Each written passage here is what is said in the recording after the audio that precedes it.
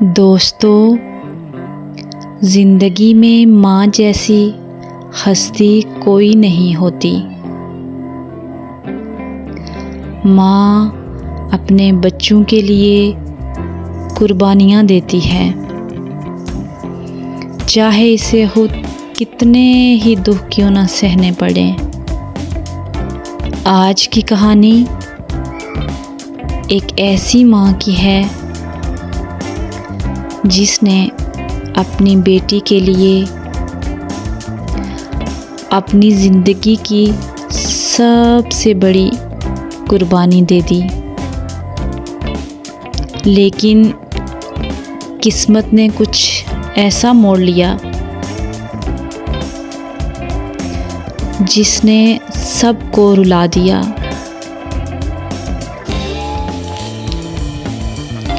یہ کہانی ہے ایک غریب عورت کی جس کا نام شفقت ہے۔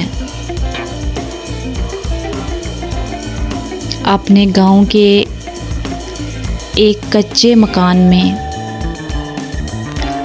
اپنی اکلوتی بیٹی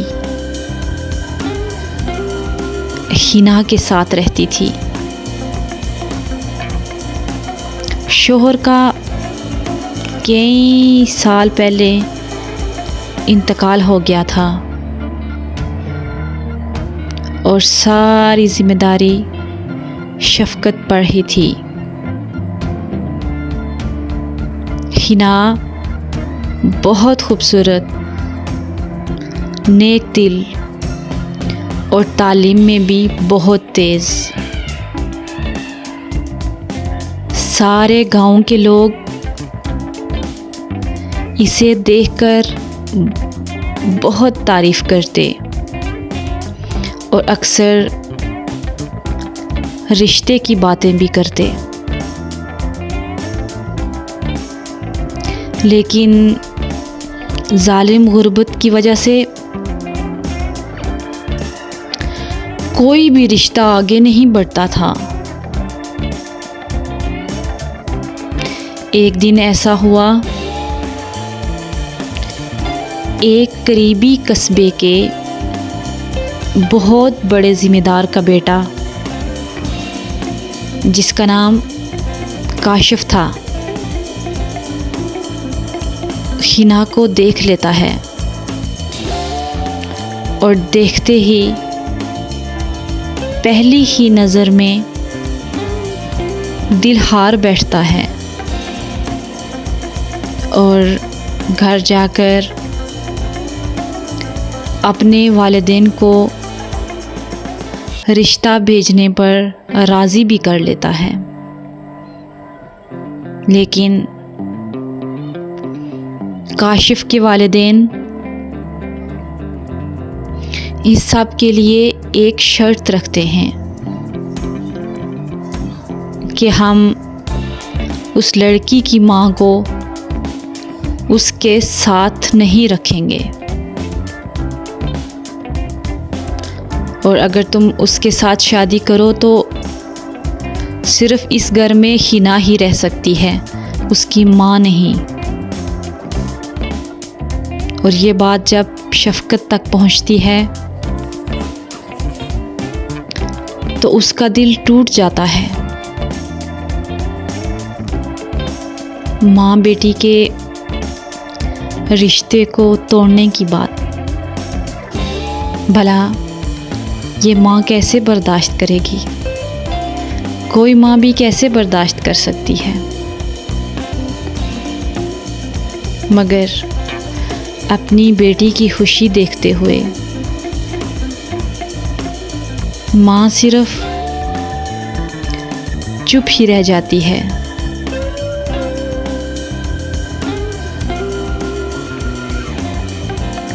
شفقت اپنی بیٹی حنا کو کہتی ہے، بیٹی، اگر یہ رشتہ میری بیٹی کے لیے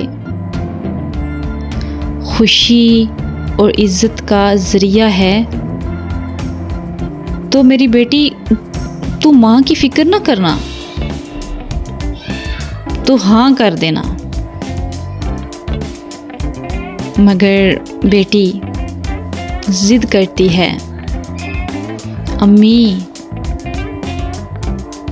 میں آپ کو اکیلا چھوڑ کر کبھی نہیں جاؤں گی، میں آپ کے بغیر نہیں رہ سکتی۔ لیکن ماں اسے پھر سمجھاتی ہے، بیٹی سمجھنے کی کوشش کرو، ماں کا یہی فرض ہے کہ وہ اپنی اولاد کے لیے قربانی دے۔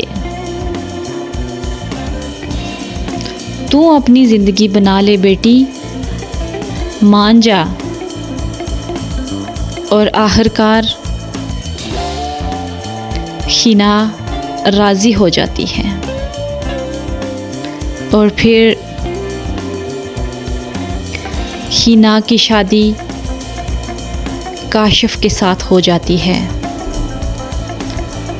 اور شادی کے بعد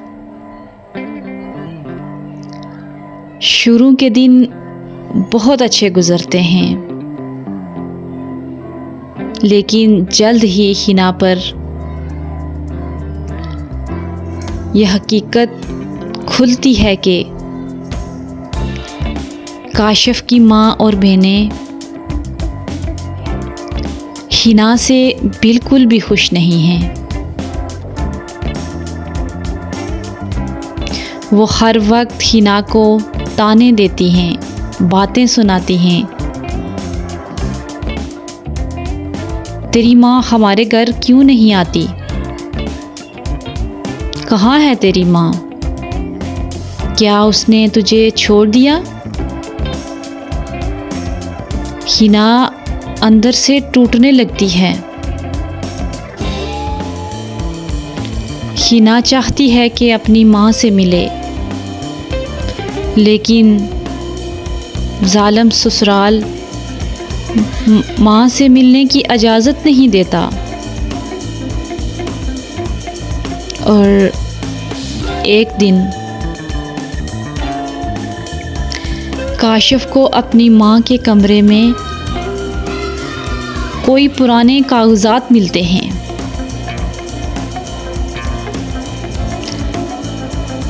اس میں کاشف کی زمینوں پر جو قبضہ ہوا تھا اور شفقت کے شوہر یعنی حنا کے والد نے اس قبضے کو ایمانداری سے بچایا تھا،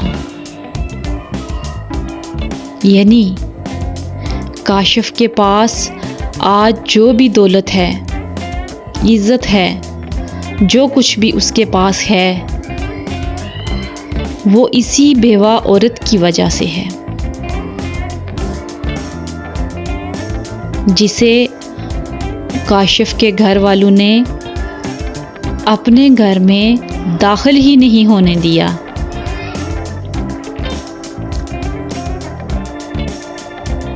کاشف یہ دیکھ کر بہت شرمندہ ہو جاتا ہے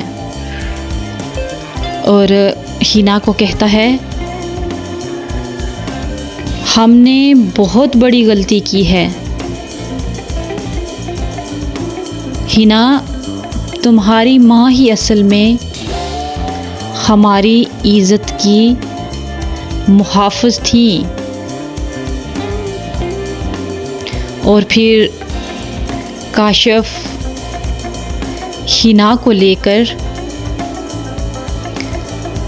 اس کی ماں کے کچے مکان میں جاتا ہے،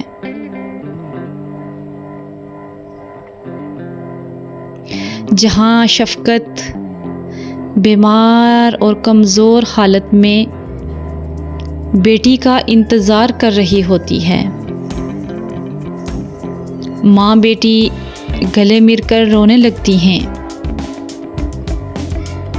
شفقت کی آنکھوں میں آنسو آ جاتے ہیں۔ وہ کہتی ہے، میں نے اپنی خوشی قربان کر کے بیٹی تمہیں خوش دیکھنا چاہا، اور دیکھو نا اللہ کی قدرت، آج میرے اللہ نے مجھے کامیاب بھی کر دیا۔ کچھ دن بعد شفقت دنیا سے رخصت ہو جاتی ہے، لیکن اس کی بیٹی حنا کے دل میں یہ سبق ہمیشہ رہتا ہے کہ ماں کی قربانی کبھی بھی رائیگاں نہیں جاتی۔ دوستو، یہ کہانی ہمیں سکھاتی ہے کہ ماں کی محبت بے لوث ہوتی ہے۔ ہمیں بھی چاہیے کہ اپنی ماں کی قربانیوں کو کبھی نہ بھولیں، انہیں ہمیشہ عزت دیں، ان سے پیار کریں۔ ناظرین، اگر آپ کو آج کی کہانی اچھی لگی ہو تو چینل کو ضرور سبسکرائب کریں، ویڈیو کو لائک کر کے دوستوں میں ضرور شیئر کریں، کمنٹ باکس میں اپنی رائے کا اظہار کریں۔ ایک نئی انٹرسٹڈ سی کہانی کے ساتھ آپ کی خدمت میں پھر سے حاضر ہوں گی۔ مجھے دیجیے اجازت، اپنا اور اپنے پیاروں کا بہت زیادہ خیال رکھیے گا۔